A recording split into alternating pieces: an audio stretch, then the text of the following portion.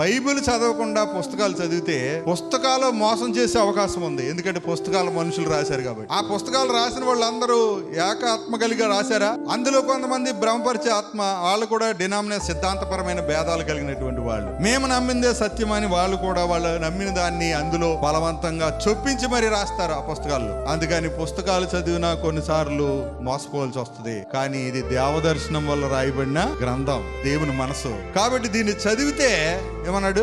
నాకు కలిగిన జ్ఞానము అన్నాడు. క్రీస్తు మర్మము అన్నాడు. క్రీస్తు ఎవరు? దేవుని మర్మమై ఉన్న క్రీస్తు. క్రీస్తు మర్మము గ్రహిస్తే అసలు దేవుడేంటి, నేనేంటి, దేవుడేంటి, మనుష్యుడేంటి అర్థమవుతుంది, గ్రహిస్తాడు. గ్రహించకుండా బోధిస్తే ఎంత ప్రమాదమో ఇప్పుడు ప్రస్తుత క్రైస్తవ్యమే ఉదాహరణ, ఇంకేమీ లేదు. ముక్కలు చింపినిస్తారు. నేను జ్ఞాపకం చేశాను కదా, ముక్కలుగా చీలిపోయి సంఘము చెల్లా చెదురైపోయి దేవుణ్ణి అవమానపరచడానికి తప్ప దేనికి పనికిరా.